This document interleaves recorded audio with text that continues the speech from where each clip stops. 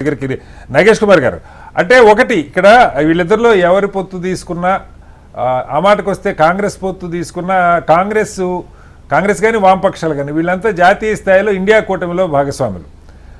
ఆయన ప్రస్తుతానికి ఇండియా కూటమిలో భాగస్వామి కాదు. రేపొద్దున రాజకీయాలు ఎలా ఉంటాయో తెలియదు. ఆయన ఒక ఇండిపెండెంట్గా వ్యవహరించాలనుకున్నప్పుడు ఏదో ఒక ఆప్షన్ చెప్తున్నారు, రెయిన్బో గవర్నమెంట్ అని చెప్పి. ఈయన 188 కాకుండా ఇంకా చిన్న చితగా 1-2 వచ్చిన పార్టీలు అన్నాడీఎంకేలో ఆ కూటమిలో కొన్ని ఉన్నాయి, ఈ కూటమిలో కొన్ని ఉన్నాయి. డిఎండికే లాంటివి, పిఎంకే లాంటివి ఇలాంటి పార్టీలు ఉన్నాయి. ఆ 10-11 ఆయనకి విడిగా కూడా వచ్చే అవకాశం ఉంది. అలా ఏదన్నా ప్రయత్నం చేస్తారా? లేదు, ఐడియాలజికల్గా కాంగ్రెస్తో ఇబ్బంది లేదు కాబట్టి కాంగ్రెస్ వామపక్షాలతో కలిసే అవకాశం ఉంది. ఎందుకంటే ఆయన 2 వారాలు టైం అడిగారు ప్రభుత్వ ఏర్పాటుకి. మామూలుగా అంత టైం తీసుకోరు నాకు తెలిసి. 10 మంది ఎవరిని అడిగినా ఇస్తారన్న దగ్గర ఉంటుంది, పెద్దగా ఇబ్బంది లేదు. బట్ ఆయన 2 వారాలు టైం అడగటం, దీన్ని బట్టి మీకేం అర్థం అవుతుంది? అంటే ఇప్పుడు మనం ఐడియాలజీ గురించి మాట్లాడితే దీనికి ఐడియాలజీ ఏముందండి? నాకు తెలియదు.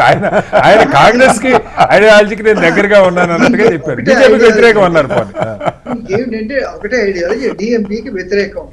కానీ అదేమిటంటే పెరియార్ని, అన్నాదురైని వాళ్ళందరినీ, ఈయన రామస్వామి నాయకర్ని వీళ్ళందరినీ రెస్పెక్ట్ చేస్తాడు, అంతేను.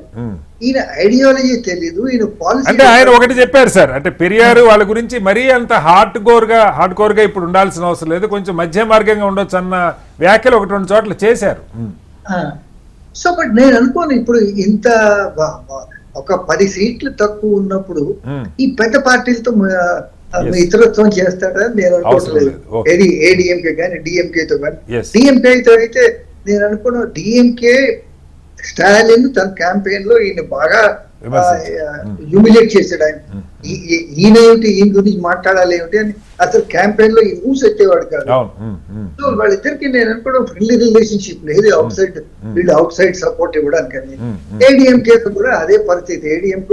ఏడీఎంకే కూడా ఇప్పుడు ఏమిటంటే ఏడీఎంకే ఎంత మంచి వాళ్ళనో కూడా రాలేదు ఈయన దగ్గరికి. ఏమిటంటే ఈ చిన్న చితగా పార్టీలని పట్టుకుని ఆయన గవర్నమెంట్ ఫామ్ చేయాలి, కానీ ఇంకో మార్గం లేదు. ఇప్పుడు ఏంటి, మరి నేరో మెజారిటీతో గవర్నమెంట్ ఫామ్ చేశాడు అనుకోండి, అప్పుడు ఏం జరుగుతుంది? ప్రమాదం. డిఎంకే ఏడీఎంకే ఇద్దరు కలిసి ఈ గవర్నమెంట్ ని పడగొడుతుంది. ఆ పాసిబిలిటీ అయితే కనబట్టలేదు. ఎందుకైతే అడుగొట్టినా కూడా వాళ్ళల్లో ఎవరు నెక్స్ట్ వాళ్ళిద్దరు కలిసి అయితే గవర్నమెంట్ ఫామ్ చేయరు కదా. అయితే ఇప్పుడు జరిగేది ఎట్లాగుంటుందంటే, ఇప్పుడు కాంగ్రెస్ ఎందుకైతే కొంచెం బ్యాక్ అండ్ ఫోర్త్ మెసేజెస్ జరుగుతున్నట్టు ఉన్నాయి కాంగ్రెస్ కి, టీవీకే. సో కాంగ్రెస్ ఏదైనా డిప్యూటీ చీఫ్ మినిస్టర్ ఇచ్చి ఈ బాధ్యత ఎండిఎంకే డిఎంకే ఉన్నాయి, డిఎండికే ఉన్నాయి కదా, ఈ చిన్న పార్టీకి వీళ్ళందరినీ తన ప్రభుత్వంలో కలిపి వీళ్ళకి కూడా ఏదో పదవులు ఇచ్చి ఏదో ముందుకు సాగిస్తాడని అనుకుంటున్నాను. కానీ అంటే ఒకటి చెప్పండి సార్, ఇప్పుడు కాంగ్రెస్ కి జాతీయ స్థాయిలో ఇప్పుడు డిఎంకే 39 మంది ఎంపీలు ఉన్నారు. చాలా స్ట్రాంగ్ సపోర్టర్ గా ఇండియా కూటమిలో ఆయన, ఈవెన్ మమత, ఈవెన్ అరవింద్ కేజ్రీవాల్ వీళ్ళు కూడా సందర్భాన్ని బట్టి అటు ఇటు ఉన్న పరిస్థితుంది. కానీ స్టాలిన్ నికార్స్గా జాతీయ రాజకీయాల్లో కాంగ్రెస్తో కలిసి ఇండియా కూటమిలో ఉన్నాడు. బట్ ఇవాళ ఇక్కడ ఓడిపోయి ఉండొచ్చు. అంత మాత్రాన స్టాలిన్ని పూర్తిగా తెగదెంపులు చేసుకొని ఇతను మంత్రివర్గంలో కాంగ్రెస్ చేరిపోద్దా? ఇప్పుడు ఇండియా కూటమిలో ప్రస్తుతం కాంట్రడిక్షన్స్ లేవా?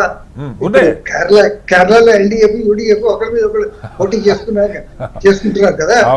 సెంట్రల్ ఇండియా కూటమిలో ఇద్దరు భాగమే కదా. బెంగాల్లో మమతా బెనర్జీ కాంగ్రెస్ ఇండియా కూటమిలో ఉన్నారు కదా, బట్ అక్కడ ఒకరి మీద ఒకటి పోటీ చేసుకోవట్లేదా? ఆ కాంట్రడిక్షన్ ఇప్పుడు అన్అవాయిడబుల్ అండి. స్టేట్ లో కాంట్రడిక్షన్స్, సెంట్రల్ లో ఢిల్లీ మీద దోస్తీ, సెంటర్ మే ఢిల్లీ మే దోస్తీ, గల్లీ మే కుస్తీ. అది part of Indian politics. Right sir.